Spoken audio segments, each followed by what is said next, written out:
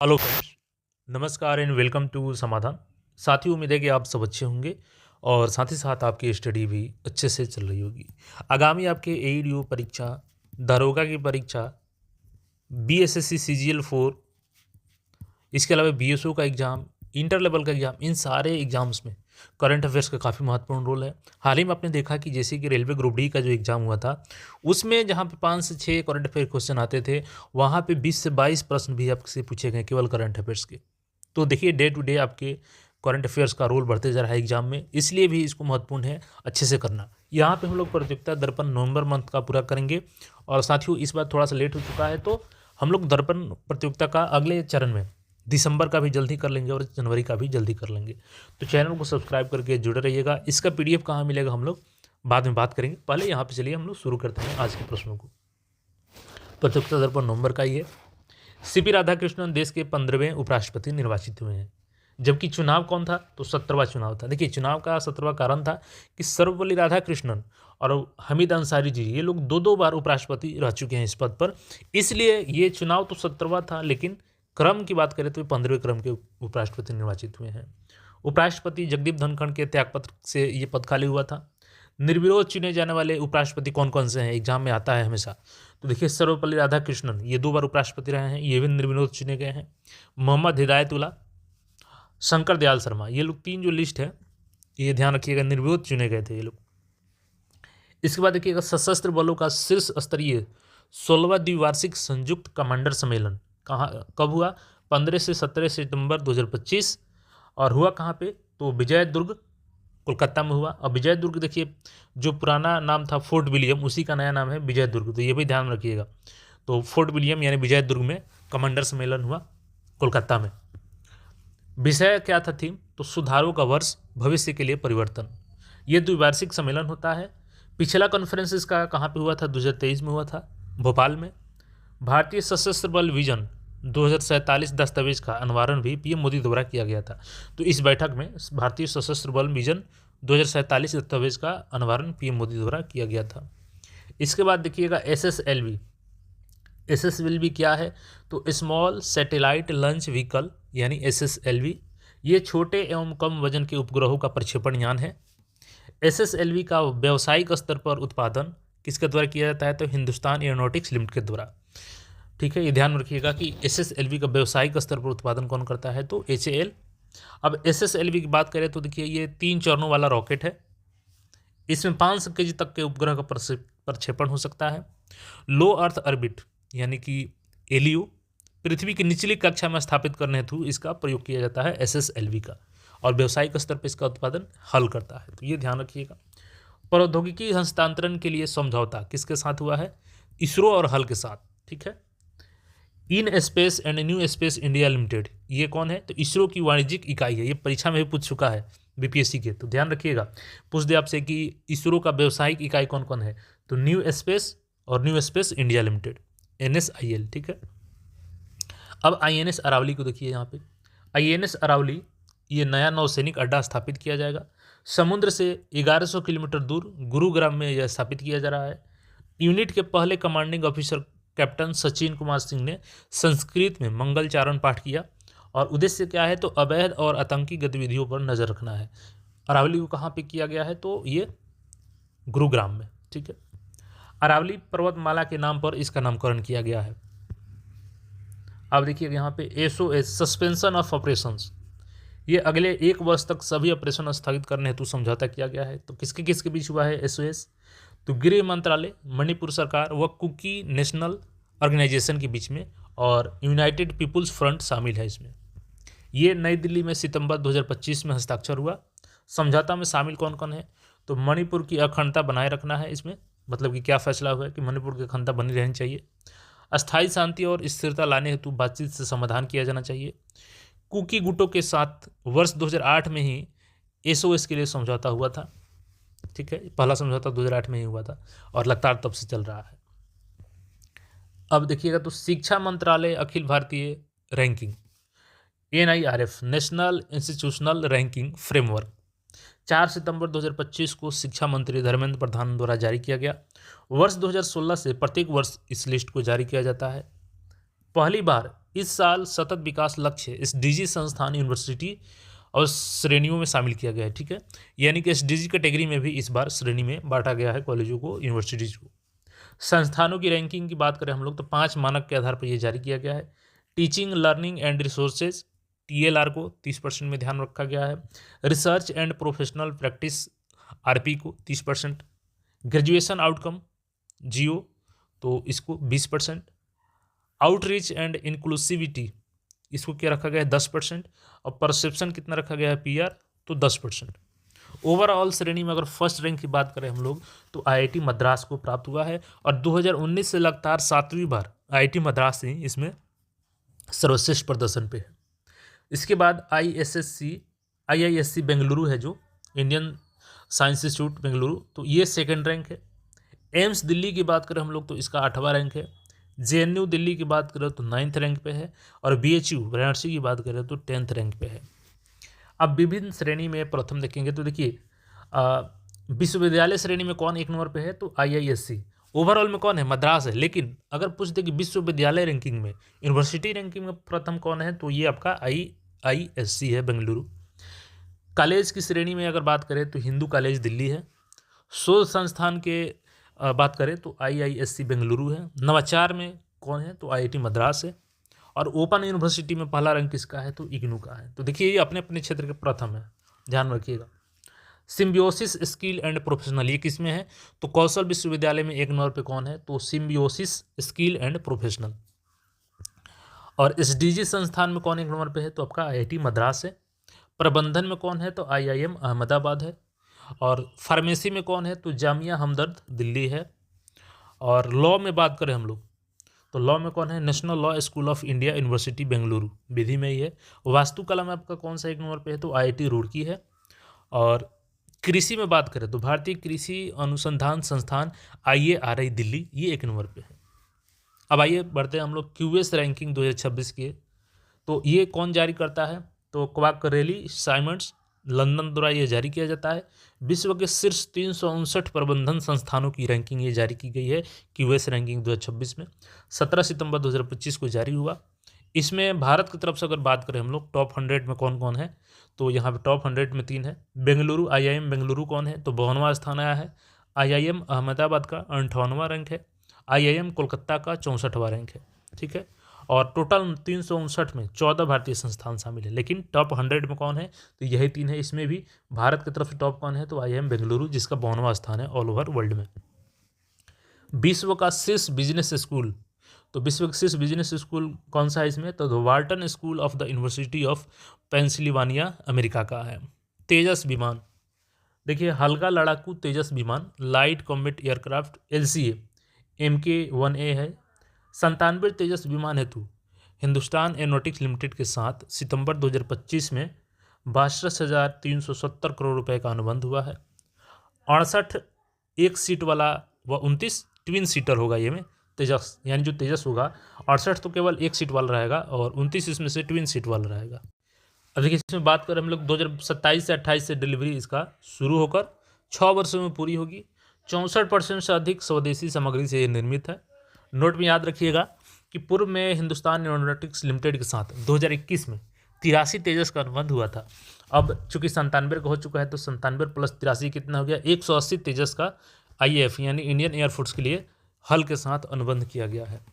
तेजस रूसी निर्मित MiG-21 का स्थान लेगा, यानी कि MiG-21 को अब रिटायर किया गया है और उसी का स्थान पर कौन आएगा तेजस आएगा। MiG-21 के अंतिम 2 स्क्वाड्रंस की विदाई कब की गई तो 26 सितंबर 2025 को हुई। कहाँ से हुई तो चंडीगढ़ से, याद रखिएगा चंडीगढ़ से इसकी विदाई की गई है।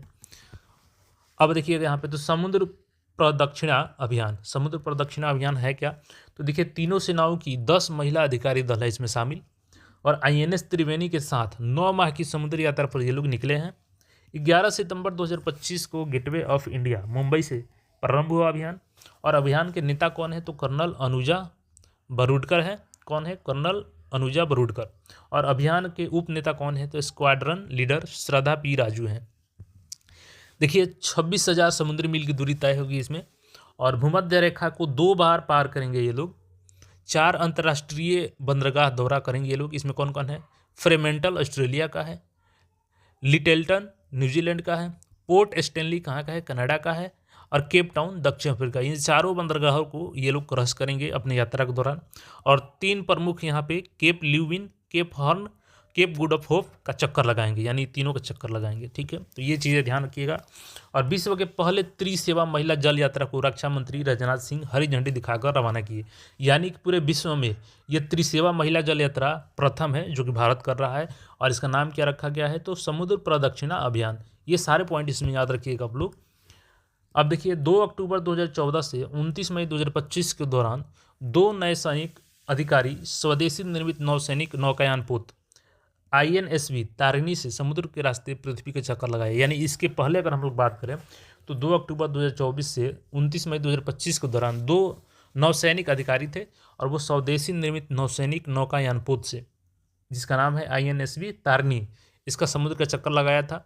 इसमें शामिल कौन कौन थे, तो लेफ्टिनेंट कमांडर दिलना के और लेफ्टिनेंट कमांडर रूपा ए। अब आगे बढ़ते हैं ज्ञान भारतम मिशन के बारे में। देखिएगा तो देखिए भारतम मिशन, इसका देखिएगा उल्लेख 2025-26 के बजट में है। औपचारिक शुभारंभ इसका कब हुआ, तो सितंबर 2025 में।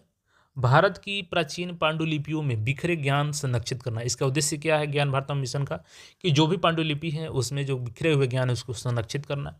अलग अलग क्षेत्र की 1 करोड़ से अधिक पांडुलिपियों को डिजिटलाइज करना। ज्ञान भारतम पर अंतर्राष्ट्रीय सम्मेलन का आयोजन करना। 11 से 13 सितंबर संस्कृति मंत्रालय द्वारा विज्ञान भवन दिल्ली में इसका आयोजन किया गया, ज्ञान भारतम पर अंतर्राष्ट्रीय सम्मेलन। और थीम क्या था इसका, पांडुलिपि विरासत के माध्यम से भारत के ज्ञान धरोहर की पुनः प्राप्ति। तो थीम याद रखिएगा आप लोग। PM मोदी द्वारा ज्ञान भारतम पोर्टल का शुभारंभ भी किया गया है, तो एक पोर्टल भी लॉन्च किया गया है इसके लिए। कौन सा, ज्ञान भारतम पोर्टल किसने लॉन्च किया है, तो PM मोदी ने। और याद रखिएगा किस मंत्रालय के तहत, तो संस्कृति मंत्रालय के द्वारा। अब MiG-21 की विदाई के बारे में देख लीजिए। तो 62 वर्षों के बाद MiG-21 की विदाई हो रही है। तेजस इसका स्थान लेगा। 26 सितंबर 2025 को चंडीगढ़ में इसकी विदाई दी गई। रक्षा मंत्री CDS अनिल चौहान सहित तीनों सेना के प्रमुख शामिल थे इसमें। और इस अवसर पर सूर्य किरण शो का भी आयोजन किया गया। 1963 से नेवी में, एयरफोर्स में ये शामिल था। और स्मारक डाक टिकट भी इसके ऊपर जारी किया गया है। अब अग्नि प्राइम मिसाइल के बारे में समझिएगा। रेल आधारित मोबाइल नेटवर्क से अग्नि प्राइम का पहला परीक्षण किया गया है। यानी कि रेल होता है ना, उस पर रख करके इसको लॉन्च किया गया है। DRDO द्वारा विकसित 2000 किलोमीटर मध्यम दूरी का ये मारक क्षमता रखता है। सेना के सामरिक बल कमांड SFC के सहयोग से चांदीपुर उड़ीसा में इसका परीक्षण किया गया है। अब ध्यान रखिएगा, राज्य समाचार के बारे में बढ़ते हैं हम लोग। तो तीलू रौतेली पुरस्कार ये कौन देता है, तो उत्तराखंड देता है महिलाओं को। दीनदयाल लाडो लक्ष्मी योजना कहाँ का है, हरियाणा का है। महिलाओं की सामाजिक और आर्थिक मजबूती के लिए ये हरियाणा सरकार के द्वारा दिया जाता है। मुख्यमंत्री महिला रोजगार योजना ये किसने शुरू की है, तो घोषणा इसका 29 अगस्त 2025 को हुआ, मुख्यमंत्री नीतीश कुमार ने की थी। औपचारिक शुभारंभ इसका 26 सितंबर PM मोदी के द्वारा किया गया। महिलाओं को अपने अपने मनपसंद के रोजगार हेतु 10,000 रुपये की राशि दी गई, और 6 माह का आकलन के बाद इसमें 2 लाख रुपए तक की अतिरिक्त राशि दिए जाने की प्रावधान की गई है। तो ये मुख्यमंत्री महिला रोजगार योजना बिहार की है। बिहार में 7 नए मेडिकल कॉलेज खोलने का निर्णय भी लिया गया है। अब अंतर्राष्ट्रीय घटनाक्रम की तरफ बढ़िएगा। नेपाल जेनजेड पीढ़ी के युवाओं का विद्रोह, ओली सरकार का तख्ता पलट कर दिया। अंतरिम प्रधानमंत्री सुशीला कार्की 73 वर्ष की, ये कौन बनी है, तो सुशीला कार्की बनी है अंतरिम प्रधानमंत्री जब ये सरकार चली गई है तो। और पूर्व मुख्य न्यायाधीश थी ये। 1997 से 2012 के बीच जन्मे जो बच्चे हैं उनको जेनजेड कहा जाता है। 2025 में 13 से 28 वर्ष के बीच है ये लोग, इनकी उम्र है। इंटरनेट व सोशल मीडिया के साथ ही बड़े हुए हैं ये लोग। और राष्ट्रपति निवास शीतल भवन, वहाँ के जो नेपाल का राष्ट्रपति भवन है उसको क्या कहा जाता है, तो शीतल भवन, याद रखिएगा। राष्ट्रपति कौन है, रामचंद्र पौडेल है। सुशीला कार्की ध्यान रखिएगा, BHU से ये राजनीतिक विज्ञान में 1975 में स्नातकोत्तर की उपाधि धारण की है। अब यहाँ पे देखिएगा तो नवीन चंद्र रामगुलाम जो कि प्रधानमंत्री हैं मॉरिशस के, ये भारत यात्रा पर आते हैं 9 से 16 सितंबर को। और इसके पूर्व 2014 में PM मोदी के साथ शपथ ग्रहण में ये लोग शामिल हुए थे। नवीन चंद्र रामगुलाम मॉरिशस के राष्ट्रपति हैं और यहाँ प्रधानमंत्री हैं, और मॉरिशस की राजधानी क्या है, तो port Louis. Lal Bahadur Shastri airport Banarasi में मेहमान पीएम का स्वागत राज्यपाल श्रीमती आनंदीबेन पटेल द्वारा किया गया, यानी कि बनारसी एयरपोर्ट पर ये उतरे थे। मॉरिशस को $680 मिलियन से अधिक के विशेष आर्थिक पैकेज का ऐलान किया गया है। 4 परियोजनाओं का निर्माण अनुदान के आधार पर किया जाएगा, जिसमें आपका सर शिव सागर राम गुलाम राष्ट्रीय अस्पताल है, आयुष सेंटर ऑफ एक्सीलेंस है, पशु चिकित्सा विद्यालय व पशु अस्पताल, हेलीकॉप्टरों का प्रावधान। ठीक है, ये 4 जो है आपके निर्माण अनुदान के आधार पर किए जाएंगे। 4 परियोजनाओं का क्रियान्वयन ग्रांट कम लाइन के ऑफ क्रेडिट के द्वारा किया जाएगा। इसमें रिंग रोड व मोटरवे का निर्माण किया जाएगा भारत के द्वारा। बंदरगाह व हवाई अड्डे का भी कार्य भारत सरकार करेगी मॉरिशस में। पीएम मोदी ने मॉरिशस को भारत की पड़ोसी प्रथम नीति तथा विजन महासागर का महत्वपूर्ण स्तंभ बताया। चागोस द्वीप पर मॉरिशस के संप्रभुता को भारत का समर्थन मिला है। तो चागोस द्वीप कहाँ पे है, ये याद रखिएगा, मॉरिशस में है। ठीक है, मॉरिशस में 17.5 मेगावाट का एक फ्लोटिंग सोलर प्लांट स्थापित करने हेतु एनटीपीसी से समझौता हुआ है। ये पॉइंट याद रखिएगा, एनटीपीसी से समझौता हुआ है कितने मेगावाट के, तो 17.5 मेगावाट का एक फ्लोटिंग जो पानी में तैरता हुआ सोलर प्लांट होता है वो मॉरिशस में स्थापित किया जाएगा, जिसके लिए एनटीपीसी को अनुबंध किया गया है। लॉरेंस वांग ये कौन है, तो सिंगापुर के प्रधानमंत्री हैं। भारत यात्रा पर 2 से 4 सितंबर 2025 को आए हैं। भारत सिंगापुर राजनयिक संबंधों के 60 वर्ष पूरे हो चुके हैं। इसके अलावा बात करें तो इसके पूर्व जो जनवरी 2025 में है, वहाँ के राष्ट्रपति जो हैं आपके कहाँ के, सिंगापुर के थरमन शनमुगरत्नम है, वो भी आए थे। 4 सितंबर हैदराबाद हाउस दिल्ली में वार्ता हुआ था, 4 सितंबर को 8 क्षेत्रों में सहयोग हेतु समझौता हुआ है। वो 8 क्षेत्र यहाँ पर ध्यान रखिएगा कौन कौन है, तो आर्थिक सहयोग, कौशल विकास, डिजिटलीकरण, सतत विकास, परिवहन संपर्क सुविधा, स्वास्थ्य सेवा और दवा, सांस्कृतिक आदान प्रदान, रक्षा और सुरक्षा पर सहयोग। अंडमान सागर प्लस दक्षिणी चीन सागर, ये इसको क्या बोलते हैं, तो मलक्का स्ट्रेट। मलक्का स्ट्रेट में कौन कौन आता है, तो अंडमान सागर प्लस दक्षिणी चीन सागर को मिला करके मलक्का स्ट्रेट बोला जाता है। और भारतीय गश्त पेट्रोलिंग का सिंगापुर ने समर्थन किया है। और भारत 100 गीगावाट परमाणु ऊर्जा का लक्ष्य 2047 तक पूरा करेगा। इसमें सिंगापुर तकनीकी और अनुसंधान सहयोग पर समझौता किया है।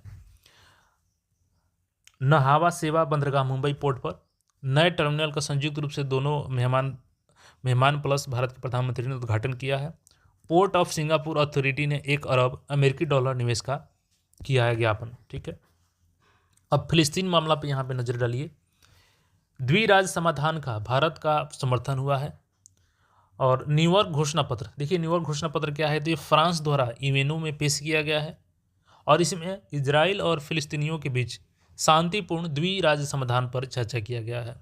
इसमें 142/10 बहुमत से पास हो गया, यानी 142 लोग सहमत हैं कि हाँ इसका द्वि समाधान होनी चाहिए, 2 स्टेट बननी चाहिए, 2 देश बननी चाहिए, जबकि 10 इसके विपक्ष में वोट पड़े हैं। घोषणा पत्र का शीर्षक क्या था, न्यूयॉर्क घोषणा पत्र किसके द्वारा लाया गया था, तो फ्रांस के द्वारा। घोषणा पत्र क्या था, तो endorsement of the New York declaration on the peaceful settlement of the question of Palestine and the implementation of the 2 state solution. ठीक है, तो ये घोषणा पत्र का शीर्षक था, जिसको कि ध्यान रखिएगा आप लोग। फिलिस्तीनी राष्ट्रीय परिषद, ये देखिएगा, तो 1988 में ये होता है फिलिस्तीनी परिषद। फिलिस्तीन एक राष्ट्र के रूप में घोषित हुआ था। इसी वर्ष 1988 में चीन, रूस, अन्य देशों समेत भारत का भी समर्थन मिला था। यानी कि 1988 में ही फिलिस्तीनी राष्ट्रीय परिषद की गठन की गई थी और उसी साल भारत ने भी इसको सहमति प्रदान कर दी थी। संयुक्त राष्ट्र महासभा के 80वें सत्र में 11 देशों ने दी इसको मान्यता। वर्तमान में अगर बात करें हम लोग, तो 157 देश मान्यता दे चुके हैं फिलिस्तीन को एक राष्ट्र के रूप में। यह संयुक्त राष्ट्र संघ की कुल सदस्य का 193 सदस्य का कितना है, तो 81% लोगों ने फिलिस्तीन को सपोर्ट किया है। टोटल सदस्य कितने हैं यूएनओ के, संयुक्त राष्ट्र संघ के, तो 193 है। अब परसिवरेंस रोवर के बारे में पढ़िएगा, तो देखिए नासा द्वारा जुलाई 2020 में प्रक्षेपित किया गया था परसिवरेंस रोवर। मंगल ग्रह पर जीवन की खोज हेतु इसे लॉन्च किया गया था। मंगल ग्रह के जेजेरो क्रेटर के ब्राइट एंजल फॉर्मेशन क्षेत्र में बायोसिग्नेचर्स रसायन का अनुमान का पता चला है। बायोसिग्नेचर्स होता क्या है, तो देखिए बायोसिग्नेचर्स उन भौतिक रासायनिक संकेतों को कहते हैं जो बताते हैं कि किसी ग्रह पर कभी जीवन की गतिविधि हुई है। Bright angel formation Jezero crater का महीन चट्टानों से भरा क्षेत्र है। ठीक है, ब्राइट एंजल फॉर्मेशन क्या है? तो जेजेरो क्रेटर का एक महीन चट्टानों से भरा क्षेत्र है जो अरबों वर्ष पूर्व बहते पानी से बना है। अब पेंटोगार्टन शिवनात्रा, ये कौन है? तो थाईलैंड के प्रधानमंत्री हैं पेंटोगार्टन शिवनात्रा, जो कि संवैधानिक अदालत द्वारा बर्खास्त कर दिए गए हैं। और नए पीएम यहाँ के कौन बने हैं? तो अनुतिन चरनाविराकुल। ठीक है, तो याद रखिएगा अनुतिन चरनाविराकुल थाईलैंड के प्रधानमंत्री बने हैं। अब आर्थिक वाणिज्यिक परिदृश्य के बारे में एक नज़र देख लेते हैं। देखिए, चालू वित्त वर्ष 2025-26 की पहली तिमाही यानी कि अप्रैल जून जीडीपी स्थिर मूल्य पर बात करें हम लोग तो कितना है? 7.8%, यानी कि 44.42 लाख करोड़ है। ठीक, पिछली 5 तिमाहियों में ये सबसे अधिक है। जीडीपी प्रचलित मूल्य पर अगर हम लोग बात करें तो 8.8% है, 86.05 लाख करोड़ है। तो देखिए, स्थिर मूल्य पर और प्रचलित मूल्य पर दोनों पे अलग अलग होगा। एनएसओ द्वारा जारी आंकड़ा में 2024 से 25 का जीडीपी 6.5% या मूल्य कीमत देखें तो जीबीए 7.6% है। तो मूल कीमत पर जीबीए कितना है? 7.6%। और 2024-25 का जीडीपी कितना था? तो 6.5% था। निवेश एवं वित्तीय सेवा कंपनी मॉर्गन स्टैनली ने 2025-26 में देश के जीडीपी यानी भारत के जीडीपी में वृद्धि का जो अनुमान पहले कितना लगाया था? 6.2%, अब उसको बढ़ा करके कितना कर दिया है? तो 6.7%। कारण क्या बताया है इसका? तो जीएसटी में चूंकि कटौती से घरेलू मांग में वृद्धि होगी और त्योहारी मांग एवं ग्रामीण मांग में तेजी होगी। इसके साथ ही फिच रेटिंग्स ने भी 2025-26 में जीडीपी में वृद्धि के अनुमान को अपने पहले अनुमान जो 6.5% बताया था उसको बढ़ा करके 6.9% कर दिया है। अब भारत व एफ्टा देशों के बीच व्यापार एवं आर्थिक साझेदारी हुई है। देखिए, व्यापक आर्थिक और व्यापार समझौता comprehensive economic and trade agreement यानी कि सीईटीए हुआ है इंडिया और यूके के बीच 24 जुलाई 2025 को किया गया है। तो comprehensive economic and trade agreement किसके साथ हुआ है? तो इंडिया और यूके यानी इंग्लैंड के बीच में हुआ है। व्यापार एवं आर्थिक साझेदारी समझौता ट्रेड एवं इकोनॉमिक पार्टनरशिप एग्रीमेंट टेपा हुआ है। तो ये भारत एवं 4 यूरोपीय देशों के समूह यूरोपीय मुक्त व्यापार संघ के साथ हुआ है। तो टेपा किसके साथ हुआ है? तो भारत और यूरोपीय मुक्त व्यापार संघ के साथ हुआ है, जिसमें कि 4 यूरोपीय देश शामिल हैं। India and European free trade association EFTA ये 10 मार्च 2024 को MOU हुआ और 1 अक्टूबर 2025 से लागू हो चुकी है। ठीक है, और EFTA के सदस्य कौन है? 4 देश जो कि भारत के साथ टेपा समझौता हुआ है। तो ये कौन है? आइसलैंड है, लिechtenstein है, नॉर्वे है और स्विट्जरलैंड है। देखिए, EFTA से 15 वर्ष में भारत को $100 अरब निवेश का प्रतिबद्धता मिला है। इससे भारत में 10 लाख प्रत्यक्ष रोजगार पैदा होंगे। तो टेपा जो समझौता हुआ है trade and economic partnership agreement, ये किनके बीच हुआ है? तो यूरोपीय जो व्यापार मुक्त संघ है उसके साथ हुआ है। और इसके सदस्य कौन कौन है? आइसलैंड है, लिechtenstein है, नॉर्वे है और स्विट्जरलैंड है। अब चलिए जीएसटी के बारे में यहाँ पे देखिएगा। तो जीएसटी काउंसिल की 56वीं बैठक नई दिल्ली में 3 सितंबर 2025 को हुई। पूर्व जीएसटी स्लैब जो थे वो 4 थे। कौन कौन थे? 5%, 12%, 18% और 28%। अब नया स्लैब जो है ना उसमें 2 रहेगा केवल, एक 5% और एक 18%। स्वास्थ्य व जीवा बीमन पॉलिसियों के प्रति प्रीमियम पर 18% की जगह शून्य कर दिया गया है। यानी इसके पूर्व हम लोग बात करें तो 18% आपका अगर आप स्वास्थ्य बीमा लेते हैं या जीवन बीमा लेते हैं तो उनके पॉलिसी पर 18% जीएसटी लगता था। अब उसके स्थान पे कितना लगेगा? 0% पॉलिसी का यहाँ पे जीएसटी हो चुका है। जीवन रक्षक दवाओं पर 12% की जगह शून्य हो गया। यानी कि पहले कितना लगता था दवाओं पर? जो जीवन रक्षक दवाएं हैं 12% जीएसटी, अब उसके जगह पर 0% जीएसटी कर दिया गया है। जीएसटी 2.0 के तहत 12% और 28% स्लैब समाप्त कर दिया गया है। यानी कि जो बीच के 12% थे और 28% दोनों को समाप्त कर दिया गया है। अब केवल 2 रह गया है आपका 5 और 18। ठीक है, सभी नई दरें 22 सितंबर 2025 से लागू हैं। और इसके अलावा देखिएगा तो लग्जरी कार, तंबाकू, सिगरेट व जो ड्रिंक्स है जैसे कि लग्जरी हानिकारक आइटम्स के लिए 40% से अधिक का विशेष कर स्लैब का घोषणा किया गया। यानी अलग से 40% उस पर लगेगा। ठीक है, अब यहाँ पे देखिएगा तो पीएम मोदी ने इस अर्थव्यवस्था में 5 नए रत्न बताया है, यानी कि जो जीएसटी 2.0 वो लॉन्च किया गया है। इसमें पीएम मोदी ने क्या बताया कि 5 नए रत्न हैं अर्थव्यवस्था के। कौन-कौन? तो कर प्रणाली कहीं अधिक सरल हुई है, नागरिकों की जीवन गुणवत्ता और बढ़ेगी, खपत एवं विकास के नया बूस्टर मिलेगा, कारोबार सुगम होगा तथा निवेश और नौकरी को बल मिलेगा, विकसित भारत के लिए संघीय संघवाद मजबूत होगा। अब चलिए सेमीकॉन इंडिया, चलिए इसके बारे में देख लेते हैं। तो सेमीकॉन इंडिया 2025 ये है क्या? देखिए इसका आयोजन यशोभूमि दिल्ली में 2 से 4 सितंबर 2025 के बीच में हुआ है। ये सेमीकंडक्टर व इलेक्ट्रॉनिक्स शो है। सेमीकॉन इंडिया क्या है? तो सेमीकंडक्टर व इलेक्ट्रॉनिक शो है। विषय क्या है इसकी? तो अगली सेमीकंडक्टर महाशक्ति का निर्माण। उद्घाटन इसका किसने किया? तो पीएम मोदी ने किया। चिप को डिजिटल हीरा बताया। देखिए अब ये पॉइंट पूछ सकता है आपसे कि चिप को जो आपके सेमीकंडक्टर के चिप बने होते हैं उसको डिजिटल हीरा किसने बताया है? तो पीएम मोदी ने बताया है। कहाँ पे बताया है? तो सेमीकॉन इंडिया 2025 की जो सेमीकंडक्टर व इलेक्ट्रॉनिक शो 2 से 4 सितंबर यशोभूमि दिल्ली में हुई थी। इंडियन सेमीकंडक्टर मिशन आईएसएम द्वारा आयोजित किया गया था इसको। इंडियन सेमीकंडक्टर मिशन आईएसएम के द्वारा इसको आयोजित किया गया था। सेमीकॉन इंडिया का यह चौथा आयोजन था। ठीक है, इसके पहले 3 आयोजन हो चुके हैं। पहला आयोजन कहाँ हुआ था? 2022 में बेंगलुरु में। सेकेंड आयोजन गांधीनगर 2023 और ग्रेटर नोएडा में तीसरा आयोजन हुआ था 2024 में। ठीक है, भारत में पहली बार निर्मित 32 bit micro processor chip Vikram 3201। अब ये भी आपसे पूछ सकता है आने वाले एग्जाम में कि भारत का पहला निर्मित स्वदेशी निर्मित माइक्रो प्रोसेसर चिप कौन है? तो विक्रम 3201 है। और कितने बीट का है? तो 32 बीट का है। इसरो की सेमीकंडक्टर प्रयोगशाला चंडीगढ़ के सहयोग से विक्रम साराभाई अंतरिक्ष केंद्र द्वारा इसको विकसित किया गया है। तो इसीलिए इसका नाम क्या रखा गया है? विक्रम 3201।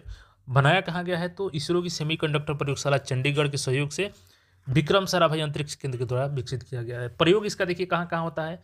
जो चिप होते हैं तो कार में होता है, फ्रिज में होता है, टीवी में और अन्य इलेक्ट्रॉनिक उपकरण में होता है, जैसे हेल्थ केयर हो गया, डिफेंस हो गया, व स्पेस में भी इसका इस्तेमाल किया जाता है। Bairabi Sairang rail line broad gauge. देखिए मिजोरम अब तक रेल नेटवर्क से बाहर था। देखिए मिजोरम की राजधानी आइजोल के निकट सैरांग से बैराबी के बीच रुपीस 8,070 करोड़ की लागत से इसका निर्माण किया गया है। लंबाई इसकी कितनी है टोटल? 51.38 किलोमीटर है। 45 सुरंगें हैं इसमें और विश्व के सबसे ऊंचे 114 मीटर ऊंचे पियर पुल। देखिए पियर पुल होता क्या है कि पुल को सहारा देने हेतु ऊंचा जो पिलर लगाया जाता है उसी को पियर पुल कहा जाता है। यानी 114 मीटर ऊंचे ऊंचे पियर पुल इसमें है, विश्व के सबसे ऊंचे है। पीएम मोदी ने 13 सितंबर 2025 को इसका उद्घाटन किया है। मिजोरम अब सीधे दिल्ली, गुवाहाटी व कोलकाता के साथ रेल नेटवर्क से जुड़ गया है। यहाँ के सीएम कौन है? तो लाल दुहोमा है। ठीक है, कौन है? लाल दुहोमा यहाँ के सीएम है मिजोरम के।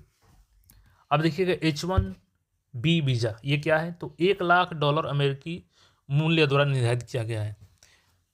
यानी कि जो H1B वीज़ा अमेरिका के द्वारा जारी किया जाता है इसका मूल्य कितना कर दिया गया बढ़ा करके $1,00,000, यानी कि भारतीय रुपए में बात करें तो 88 लाख प्रति वर्ष आपको खर्च लगेगा। पहले ये कितना था औसतन? 5 से 6 लाख प्रति वर्ष था। अमेरिका द्वारा प्रति वर्ष 85,000 H1B वीज़ा लॉटरी से जारी करता है। और इसमें खास बात यह है कि सबसे ज़्यादा 71% लॉटरी प्राप्त करने वाले कौन होते हैं? तो भारतीय होते हैं।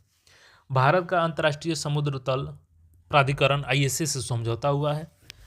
देखिए हिंद महासागर में पॉलीमेटेलिक सल्फाइड के अन्वेषण के लिए विशेष अधिकार के लिए समझौता 15 वर्षों के लिए किया गया है। पॉलीमेटेलिक सल्फाइड होता क्या है? तो समुद्री पपड़ी से निकलने वाले गर्म हाइड्रोथर्मल तरल पदार्थ के आसपास बनता है ये। इसमें देखिए तांबा होता है, जस्ता होता है, सोना होता है और चांदी जैसी धातु की उच्च सांद्रता होती है। यह स्वच्छ ऊर्जा प्रौद्योगिकियों, इलेक्ट्रॉनिक्स और अन्य उच्च तकनीकी अनुप्रयोगों के लिए आवश्यक है। पॉलीमेटेलिक सल्फाइड के लिए ISA मतलब कि अंतर्राष्ट्रीय समुद्र तल प्राधिकरण से 2 अनुबंध प्राप्त करने वाला पहला देश कौन बन चुका है? तो भारत। पहला समझौता मध्य और दक्षिणी पश्चिम भारतीय रिज शामिल था। ठीक है, नया अनुबंध देखिएगा तो हिंद महासागर कार्लसबर्ग रिज 10,000 वर्ग किमी में है। पहला कौन था? तो मध्य और दक्षिण पश्चिम भारतीय रिज। और अब क्या है नया वाला? तो हिंद महासागर कार्लसबर्ग रिज 10,000 वर्ग किलोमीटर में है। पृथ्वी विज्ञान मंत्री कौन है? तो डॉक्टर जितेंद्र सिंह है। चलिए अब पीएम मित्र पार्क के बारे में हम लोग समझते हैं। तो PM Mitra park, PM Mitra क्या है? तो PM mega integrated textile region and apparel इसका मुख्य फुल फॉर्म क्या है, तो PM mega integrated textile region and apparel. वस्त्र उद्योगों के बहुमुखी विकास के लिए ये इसका पीएम मित्र पार्क का विकास किया गया है।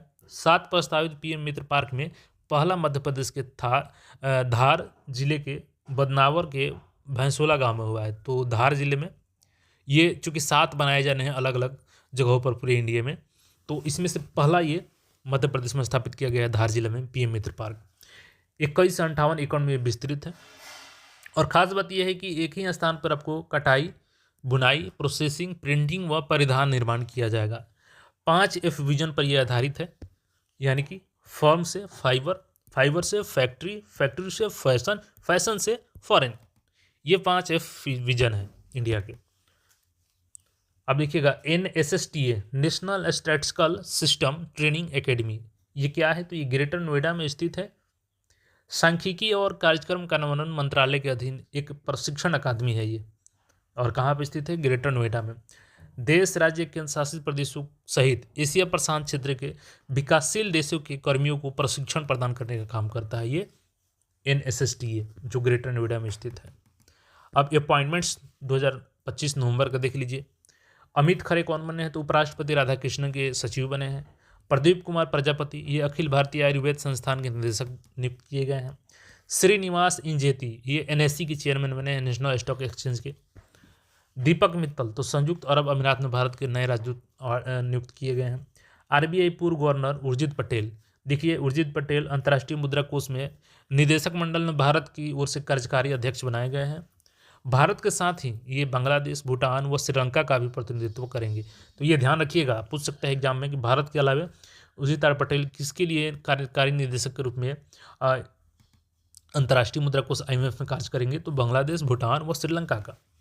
केन्याई मूल के उर्जित पटेल, चूंकि ये केन्याई मूल के हैं, भारतीय नागरिकता प्राप्त करने के बाद ये 2016 से 18 के बीच 24वें RBI के गवर्नर नियुक्त रहे थे, और इनके समय ही 9 नवंबर 2016 को 500 और 1000 के करेंसी नोटों का भी मुद्रीकरण किया गया था। तो काफ़ी इंपॉर्टेंट है इनका कार्यकाल गवर्नर के रूप में, as a RBI governor. 24 number के ये RBI गवर्नर रह चुके हैं।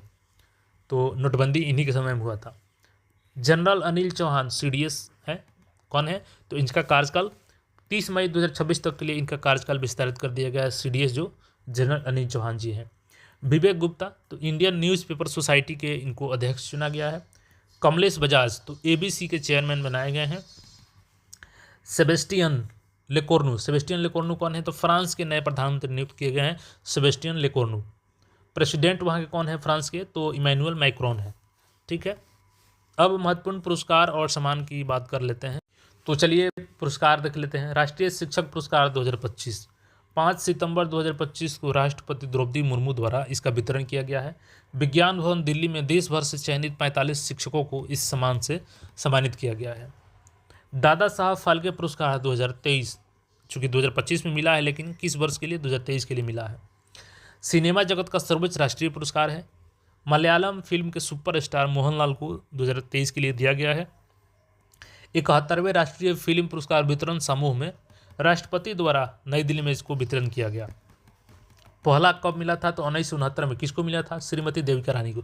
तो पहला वाला अवार्ड भी याद रखिएगा कि पहला दादा साहब फाल्के अवार्ड किसको मिला था, देविका रानी को 1969 में। 2022 में किसको मिला था, चूँकि ये इंपॉर्टेंट है, मिथुन चक्रवर्ती, तो इनको भी याद रखिएगा 2022 वाला अगर पूछ दे तो। अब रेमन मैग्सेसे पुरस्कार 2025 की बात करते हैं, जिसको कि एशिया का नोबेल पुरस्कार भी कहा जाता है। रेमन मैग्सेसे फाउंडेशन फिलीपींस के पूर्व राष्ट्रपति का नाम है ये रेमन मैग्सेसे, और इन्हीं के स्मृति में इसका फाउंडेशन द्वारा दिया जाता है। 2025 के रेमन मैग्सेसे कौन सा क्रम का था, 67वें क्रम का। और भारत के एक संस्था जो एजुकेट गर्ल्स राजस्थान में स्थित है NGO, उसको दिया गया है एजुकेट गर्ल्स। और ये रेमन मैग्सेसे पुरस्कार प्राप्त करने वाला पहला भारतीय संस्था है, ठीक है, जिसको कि रेमन मैग्सेसे पुरस्कार दिया गया है। कौन है, एजुकेट गर्ल्स। इसकी स्थापना 2007 में किसने किया था, सफीना हुसैन ने किया था। लंदन स्कूल ऑफ इकोनॉमिक्स से इन्होंने स्नातक किया है, और 2007 में भारत वापस आकर के इसकी स्थापना उन्होंने की एजुकेट गर्ल्स की।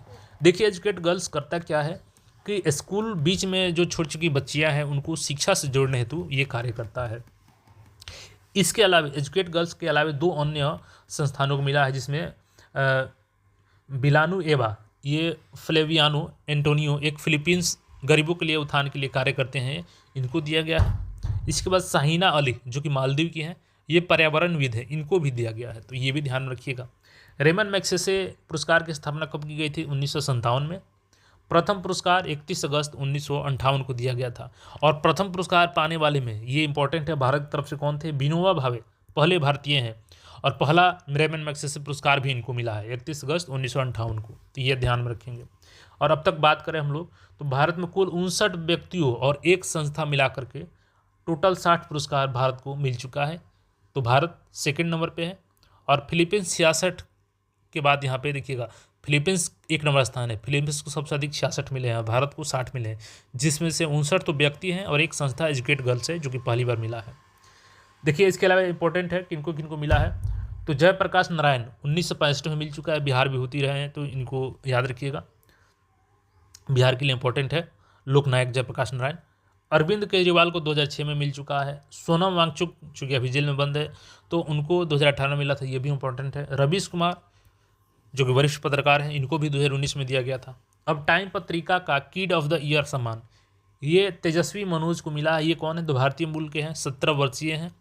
इनका काम क्या था कि बुजुर्गों को ऑनलाइन धोखाधड़ी से बचाने हेतु शील्ड सीनियर्स ऐप बनाया था, और इसी के लिए इनको टाइम पत्रिका का किड ऑफ द ईयर सम्मान दिया गया है, जो कि भारतीय मूल के हैं। प्राइम टाइम एमी पुरस्कार 2025 77वें क्रम का है ये। Academy of television arts and sciences America द्वारा लॉस एंजल्स में इसका वितरण किया जाता है। द स्टूडियो ये कॉमेडी सीरीज जो है इसको मिला है, सर्वाधिक 13 पुरस्कार इसको मिला है द स्टूडियो को। लीड एक्टर का पुरस्कार किसे मिला है? तो सेथ रोगेन को मिला है। सर्वश्रेष्ठ ड्रामा सीरीज का पुरस्कार किसे मिला है? द मैक्स के द पिट को मिला है। 98वें ऑस्कर पुरस्कारों में प्रतिस्पर्धा हेतु नीरज घेमान द्वारा प्रदर्शित हिंदी फिल्म होम बाउंड को आधिकारिक प्रविष्टि मिल चुकी है। मिस इंटरनेशनल इंडिया 2025 तो देखिए रूस सिंधु नागपुर की 25 वर्षीय मॉडल है, इनको मिस इंटरनेशनल इंडिया चुना गया है। आइए अब बैलन ड'ओर अवार्ड के बारे में पढ़ते हैं। तो फ्रांसीसी फुटबॉल पत्रिका द्वारा पेरिस में इसका वितरण होता है। पुरुष का बैलन ड'ओर अवार्ड किसको मिला है? तो फॉरवर्ड उस्मान डेम्बले को, जो कि फ्रांस के हैं। महिला में किसे मिला है? तो एतानी बोनामाटी को मिला है, जो कि स्पेन की हैं, बार्सिलोना के लिए खेलती हैं। तो पुरुष और महिला दोनों के लिए याद रखिएगा किसको किसको मिला है, ठीक है। अब कोपा ट्रॉफी 2024-25 के बारे में देखिएगा। तो 21 वर्ष से कम उम्र के फुटबॉलर है, तो 2018 में ये शुरू हुआ था कोपा ट्रॉफी 2024-25। पुरुष में किसे मिला है? तो लामिन यमाल को मिला है, स्पेन के हैं। महिला में विकी लोपेज को मिला है, स्पेन की हैं। यासीन ट्रॉफी सर्वश्रेष्ठ गोलकीपर का किसे मिला है अवार्ड? तो यासीन ट्रॉफी किसके लिए दिया जाता है? तो सर्वश्रेष्ठ गोलकीपर के लिए। पुरुष में किसे मिला है? तो जियान लुइगी डोनारूमा इटली के हैं, और महिला में हन्ना हैम्पटन को मिला है। अब जो कॉन्फ्रेंसेज है या सम्मेलन हुए हैं 2025 नवंबर में, उसको ध्यान में रखिएगा। COP 30 जलवायु परिवर्तन पर संयुक्त राष्ट्र जलवायु फ्रेमवर्क कन्वेंशन यानी United nation framework convention on climate change UNFCCC का ये सम्मेलन है। 2025 सम्मेलन कहाँ पे हुआ है? तो तटीय शहर बेलेम ब्राज़ील में हुआ है। 29वां सम्मेलन 2024 कहाँ पे हुआ था? तो अजरबैजान के बाकू में हुआ था। अब देखिएगा तो तटरक्षक वैश्विक शिखर सम्मेलन 2025 ये चौथा संस्करण है, और ये देखिएगा ये कौन सा है? तो coast guard global summit CGGS है। रोम इटली में इसका संपन्न हुआ तटरक्षक वैश्विक शिखर सम्मेलन 2025। इटली व जापान की सह अध्यक्षता में ये हुआ था आयोजित। और 5वां तटरक्षक वैश्विक शिखर सम्मेलन कहाँ पे होगा? तो 2027 में चेन्नई में होगा। तो ये ध्यान रखिएगा, भारत के लिए इंपॉर्टेंट है। 2027 में 5वां होगा चेन्नई, भारत में। और भारतीय तटरक्षक बल के स्वर्ण जयंती समारोह के साथ होगा ये, यानी स्वर्ण जयंती भी उस समय रहेगी भारतीय तटरक्षक बल की।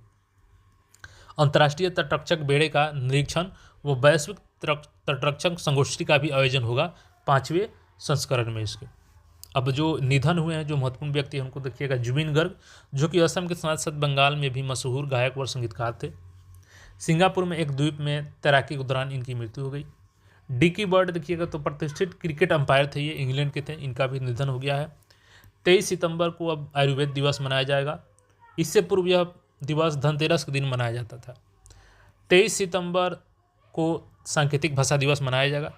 संयुक्त राष्ट्र महासभा द्वारा इसे घोषित किया गया है। और बधिर लोगों के मानव अधिकारों को साकार करने हेतु सांकेतिक भाषा को बढ़ावा देने के लिए इसको मनाया जाएगा। थीम क्या है? तो सांकेतिक भाषा के अधिकारों के बिना कोई मानव अधिकार नहीं।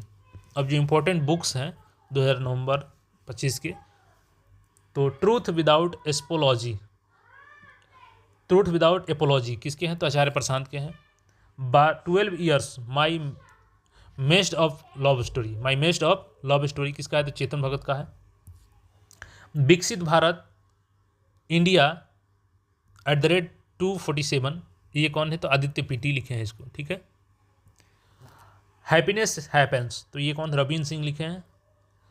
The loneliness of Sonia and Sunny Kiran Desai की बुक है। द अयोध्या अलायंस किसकी है? तो अश्विन सांघवी की है, अश्विन सांधी की है द अयोध्या अलायंस।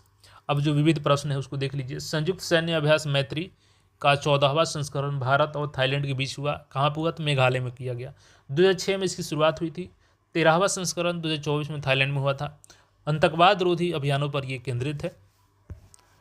युद्ध अभ्यास तो भारत और अमेरिका के बीच में होता है। अलास्का में 1 से 14 सितंबर को संपन्न हुआ। 21वां संस्करण 2025 में ये था। 20वां संस्करण 2024 में महाजन फील्ड राजस्थान में हुआ था। पैसिफिक रिच तो बहुराष्ट्रीय नौसैनिक अभ्यास है।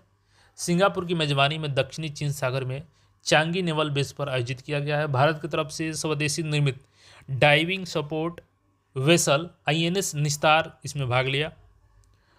INS निस्तार जुलाई 2025 में ही सेना में कमीशन हुआ था। इस अभ्यास में बंदरगाह चरण व समुद्री चरण दोनों शामिल था। अमोघ फ्यूरी देखिए भारतीय सेना व का बृहद सैन्य अभ्यास है अमोघ फ्यूरी। आयोजन इसका कहाँ हुआ है? थार मरुस्थल पाकिस्तानी सीमा के निकट महाजन फील्ड फायरिंग रेंज में। युद्ध की तैयारियों को परखने हेतु इसका आयोजन किया गया। जल थल आसमान साइबर इलेक्ट्रॉनिक्स जैसे सभी क्षेत्रों से निपटने हेतु इसका आयोजन किया गया है। भारतीय नौसेना व ग्रीस की हेलेनिक नौसेना के बीच पहला द्विपक्षीय समुद्री अभ्यास आयोजित किया गया है। ये भूमध्य सागर में ग्रीस के सलामिस नौसेना बेस में 13 से 18 सितंबर को संपन्न हुआ। भारत का प्रतिनिधित्व किसने किया? तो स्टील्थ फ्रिगेट INS त्रिकंद ने इसमें शामिल हुआ। IIM अहमदाबाद देश के बाहर पहला कैंपस कहाँ पर स्थापित करेगा? दुबई में। उद्घाटन इसके कौन किए हैं? तो शिक्षा मंत्री धर्मेंद्र प्रधान। वह UAE के जो क्राउन प्रिंस है शेख हमदान बिन मोहम्मद बिन रशीद अली मखतूम, सितंबर 2025 में इसका उद्घाटन हुआ है। देखिए भारत के विभिन्न शहरों में कुल IIM कितने हैं? तो 21 हैं। और 22वां कहाँ प्रस्तावित है? तो IIM गुवाहाटी प्रस्तावित है असम में।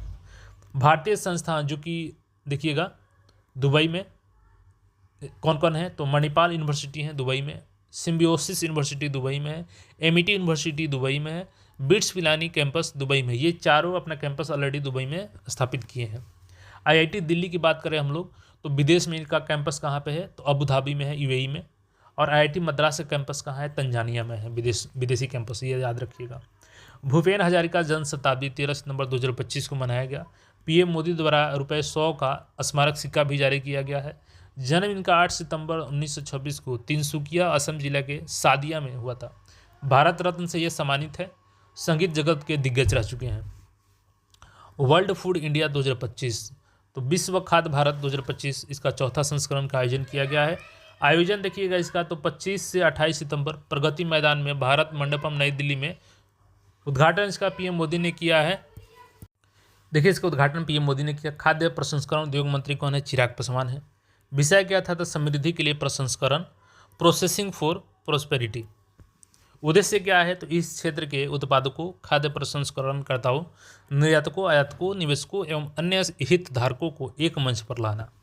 भागीदार देश इसमें कौन थे? तो सऊदी अरब व न्यूजीलैंड। और फोकस देश कौन था? जापान, UAE, रूस व वियतनाम। पहला इसका आयोजन 2017 में हुआ था, दूसरा 2023, तीसरा 2024 और 2025 में चौथा हुआ है। अब खेल कूद की तरफ बढ़ते हैं। एशिया कप 2025 पुरुष का 17वां क्रम था। आयोजन इसका एशियाई क्रिकेट परिषद ACC के माध्यम से हुआ। मेजबानी कौन कर रहा था? तो UAE। 9 से 28 सितंबर को हुआ। विजेता कौन है? भारत। 9वीं बार भारत जीत चुका है पुरुष एशिया कप। और उप विजेता पाकिस्तान है। Player of the match Tilak Varma को मिला। Most valuable player Kuldeep Yadav, 17 wicket लिए थे। Player of the series Abhishek Sharma, 314 run बनाए थे। एशिया कप 13वां 2016 में, 15वां 2022, 17वां 2025। ये T20 प्रारूप में हुए, बाकी सब एक दिवसीय मैच हुए हैं। यानी 3 T20 हुआ है, 13 में, 13वां संस्करण 2016 में, 2022 में 15वां संस्करण और 2025 में 17वां। ये तीनों 20 फॉर्मेट में हुए हैं 2020, और बाकी के सभी आपके किस फॉर्मेट में हुए हैं, तो वो आपके ओडीआई हुए हैं। पहला आयोजन इसका 1984 में संयुक्त अरब अमीरात में होता है और विजेता होता है इसमें भारत और उप विजेता होता है पाकिस्तान। एसीसी के चेयरमैन कौन है? मोहसिन नकवी है, पाकिस्तान के गृह मंत्री हैं। काका नेशंस कप फुटबॉल ये तजिकिस्तान में हुआ है। भारत का इसमें देखिएगा तीसरा स्थान रहा है। विजेता इसका कौन है? तो ईरान है। राष्ट्रमंडल भारोत्तोलन, तो देखिए 4 स्वर्ण सहित 13 पदक के साथ भारत का शीर्ष स्थान रहा है इसमें राष्ट्रमंडल भारोत्तोलन में। 24 से 30 अगस्त अहमदाबाद में इसका आयोजन हुआ है राष्ट्रमंडल भारोत्तोलन। पुरुष व महिला दोनों वर्गों में भारत ने जीत हासिल की है। इसमें देखिएगा तो अजित नारायण 71 किग्रा स्वर्ण लिए हैं। अजय बाबू वल्लूरी 79 किग्रा में स्वर्ण पदक लिए हैं। मीराबाई चानू 48 किग्रा महिला में स्वर्ण पदक। सौम्या सुनील दलवी 48 किग्रा में स्वर्ण पदक महिला। सिडनी मैराथन 2025, तो प्रथम इसमें देखिएगा तो हेली मारियम किरोस ये पुरुष में है इथियोपिया के, और प्रथम सिफान हसन महिला है नीदरलैंड्स की। विश्व एथलेटिक्स चैंपियनशिप 2025 20वां संस्करण का आयोजन, इसका पूर्व में नाम क्या था विश्व एथलेटिक का? तो अंतर्राष्ट्रीय एथलेटिक्स महासंघ IAAF, ठीक है। आयोजन इसका कहाँ पर हुआ है? तो जापान में हुआ है विश्व एथलेटिक चैंपियनशिप 2025। शीर्ष स्थान इसमें अमेरिका का है, 16 गोल्ड, कुल 26 पदक है। पोल वाल्ट विजेता कौन है? तो आर्म डुप्लांटिस स्वीडन के हैं। भारत ने यहाँ पे एक भी पदक नहीं जीता है, ध्यान रखिएगा। और ध्यान रखिएगा 19वां जो संस्करण 2023 में बुडापेस्ट हंगरी में हुआ था, भारत ने पहली बार स्वर्ण पदक जीता था इसके पिछले संस्करण में। 21वां विश्व चैंपियनशिप 2027 में कहाँ पर होगा? तो चीन में होगा, ठीक है। 21वां विश्व चैंपियनशिप एथलेटिक्स 2027 चीन में होगा। विश्व तीरंदाजी चैंपियनशिप 2025 आयोजन इसका ग्वांगजू दक्षिण कोरिया में हुआ है 5 से 12 सितंबर को। शीर्ष स्थान दक्षिण कोरिया 7 पदक के साथ। भारत फ्रांस संयुक्त रूप से चौथा स्थान पे है विश्व तीरंदाजी चैंपियनशिप में। पुरुषों की कंपाउंड तीरंदाजी में पहली बार स्वर्ण पदक ऋषभ यादव, अमन सैनी व प्रमेश फुगे ने हासिल किया है, ठीक है। पुरुषों के कंपाउंड श्रेणी में भारत को मिला है। रजत पदक की बात करें तो कंपाउंड तीरंदाजी मिश्रित में ऋषभ यादव व ज्योति सुरेखा को रजत पदक मिला है, तो इसमें याद रखिएगा आप लोग।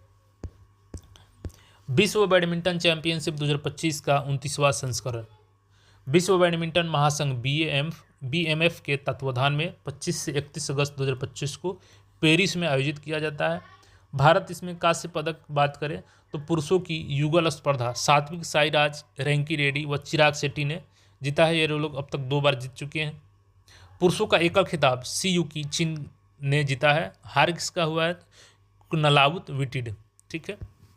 महिलाओं का एकल खिताब किसने जीता है? तो अकाने यामागुची ने जीती है, जापान की है। विश्व बैडमिंटन चैंपियनशिप 2026 30वां संस्करण आयोजन कहाँ पर होगा? भारत में होगा। 17 साल बाद होगा नई दिल्ली में। इससे पूर्व 2009 में भारत में इसका आयोजन हो चुका है विश्व बैडमिंटन चैंपियनशिप का।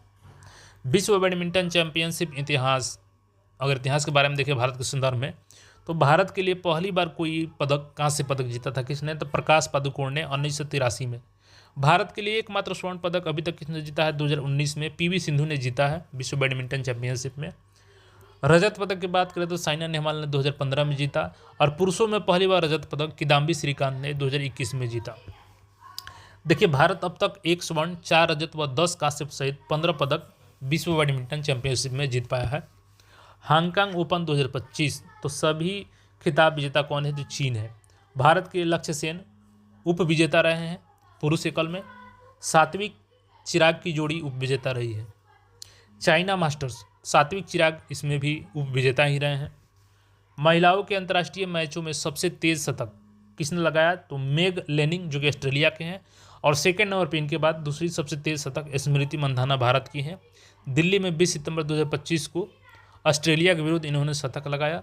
भारतीय क्रिकेटर पुरुष प्लस महिला अब तक की सबसे तेज शतक ODI शतक है ये स्मृति मंधाना का, यानी कि पुरुष और महिला दोनों में सबसे तेज स्मृति मंधाना है।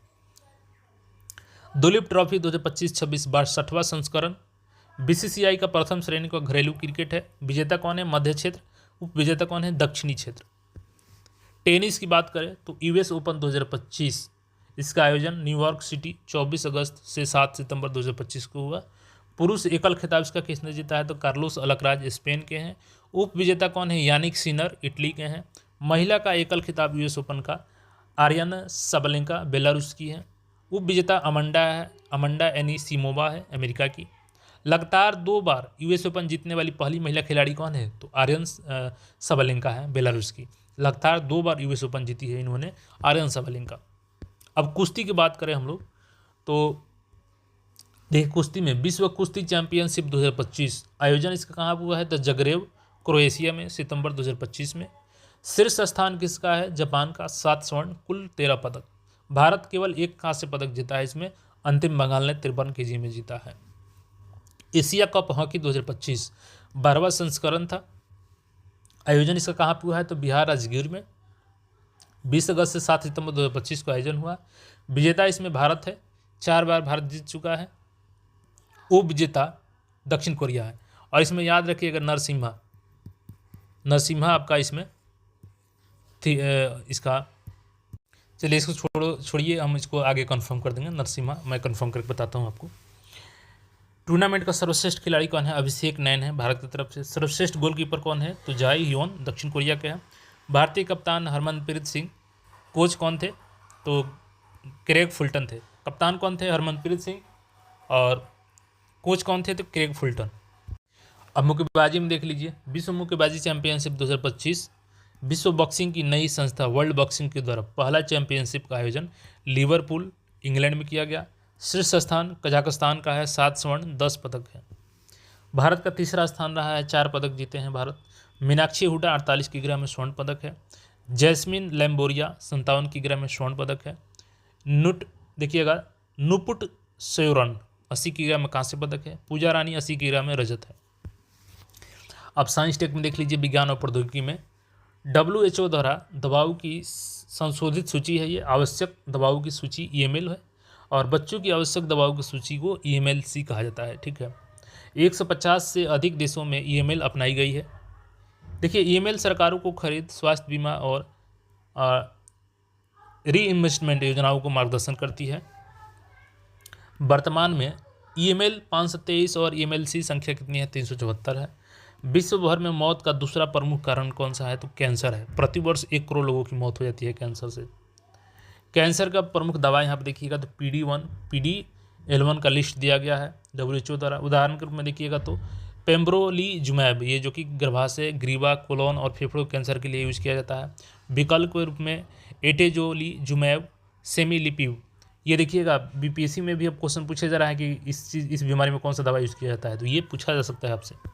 डायबिटीज और मोटापे के लिए जो दवा दिया गया है GLP-1 रिसेप्टर एगोनिस्ट, उदाहरण के रूप में सेमाग्लूटाइड, डुलग्लूटाइड, लिएलुटाइड। ठीक है, और डबल GLP-1 GIP एगोनिस्ट, इसमें उदाहरण के रूप में टिरजेपेटाइड है। EML 1977 में शुरू हुआ था। WHO की स्थापना 7 अप्रैल 1948 को हुई थी। हेडक्वार्टर जिनेवा, स्विट्जरलैंड में है। उड़ीसा में पहली बार विदेशी फूल यूस्टोमा खिला है। और यूस्टोमा किस प्रजाति का है? तो लिसाथस या प्रियरी जननियन के समूह का है। सनातन पाली उड़ीसा में ये खिला है। और बात करें तो CSIR जो नेशनल बॉटनिकल रिसर्च इंस्टीट्यूट द्वारा पॉली हाउस बनाया गया था उड़ीसा में, वहीं पे ये खुला है NBRI द्वारा। यह गुलदस्तों में 2 हफ्तों से ज़्यादा तक स्वस्थ रह सकता है। जलवायु इसका क्या है? तो गर्म उष्ण क्षेत्रों में यह उगता है। CSIR की बात करें हम लोग तो national botanical research institute NBRI CSIR का ही एक प्रमुख वैज्ञानिक और औद्योगिक संस्थान है, यानी अनुसंधान का काम करता है ये। इसको स्थापित कहाँ पे किया गया है? NBRI यानी कि नेशनल बॉटनिकल रिसर्च इंस्टीट्यूट, तो लखनऊ, उत्तर प्रदेश में। मूल रूप से राष्ट्रीय वनस्पति उद्यान के नाम से इसको स्थापित किया गया था। 1953 में CSIR के अधीन हो गया और 1978 में इसका नया नाम बदल करके NBRI कर दिया गया, नेशनल बॉटनिकल इंस्टीट्यूट रिसर्च। पादप विविधता संरक्षण और पादप पर आधारित उत्पादों के विकास में अनुसंधान व नवाचार का कार्यक्रम करता है ये। अब देखिएगा स्नेल फिश, तो प्रशांत महासागर में गहरी समुद्र की स्नेल फिश की नई प्रजाति की खोज की गई है। खोज किसने किया है? तो सन्नी जेनेसियो के शोधकर्ताओं ने किया है। 3 नई प्रजाति यहाँ पे खोजी गई हैं। Bumpy snail fish, dark snail fish, slick snail fish. California के पास 3000 से 4000 मीटर गहराई पर ये पाई जाती हैं। दुनिया भर में इसकी अब तक 400 से ज़्यादा ज्ञात प्रजातियाँ हैं स्नेल फिश की। और जेली जैसी बनावट होती है, इसकी बड़ा सिर होता है और सक्शन डिस्क के होने के कारण समुद्र तल व अन्य जीवों में ये चिपकने में इनका मदद करता है। तो ऑल ओवर हमने सारा नवंबर का बता दिया, दिसंबर का भी बहुत जल्द हम लोग कर लेंगे। देखिए इसका पीडीएफ की बात करें कि आप लोगों को पीडीएफ कहाँ से मिलेगा, तो इसकी पीडीएफ मैं बताता हूँ कैसे मिलेगा। एक लिंक मैं डिस्क्रिप्शन में दे दूँगा और लिंक दूंगा, तो वहाँ से आप लोग, मैं बताता हूँ अभी, प्राप्त कर सकते हैं आप लोग। अब जैसे ये लिंक है मैं डिस्क्रिप्शन में दे दूंगा और इस पर जैसे ही आप लोग क्लिक कीजिएगा, तो चलिए ओपन करते हैं इसको हम लोग। अब जैसे ही इस लिंक पे क्लिक करेंगे आप, तो इस तरीके का इंटरफेस ओपन होकर आ जाएगा और जस्ट आपको 11 रुपीज़ की पेमेंट करना है। देखिए मैं चाहता तो इसको फ्री में भी दे सकता था, लेकिन फ्री की चीज़ का कोई वैल्यू होता नहीं है, तो जस्ट 11 रुपीज़ हमने इसका प्राइस रख दिया है ताकि कम से कम आपको ये लगे कि हमने पेड किया है तो इसको पढ़े अच्छे से। और यहाँ पे सारा चीज़ देख सकते हैं। यहाँ पे आपको ईमेल आईडी, फ़ोन नंबर, अपना नेम भरना है और जस्ट किसी भी माध्यम से आप लोग 11 रुपये का पेमेंट करेंगे और थोड़ा सा वेट करेंगे तो रीडायरेक्ट कर देगा आपको पीडीएफ के रूप में। होता क्या है कि पेमेंट करके आप लोग तुरंत बैक चले जाते हैं, तो इससे पीडीएफ प्राप्त नहीं होता है। आपको पेमेंट कर देना है, आपको कुछ नहीं करना है, उसके बाद आपको थोड़ा सा वेट कर लेना है, ऑटोमेटिक आपको पीडीएफ रीडायरेक्ट कर दिया जाएगा। फिर भी अगर कोई उसमें इशू आ जाती है तो आप दिए गए मेल पे मैसेज कर सकते हैं। तो बाकी अपडेट्स के लिए चैनल को सब्सक्राइब करके जुड़े रहें। और ये बिल्कुल महत्वपूर्ण प्रतियोगिता दर्पण है, आपके एईडीओ एग्जाम में काफ़ी महत्वपूर्ण होगा, दरोगा में होगा, बीएसएससी सीजीएल 4 में होगा, इंटर लेवल बीएसओ में, आगामी सभी परीक्षाओं में इसका महत्वपूर्ण रोल रहेगा।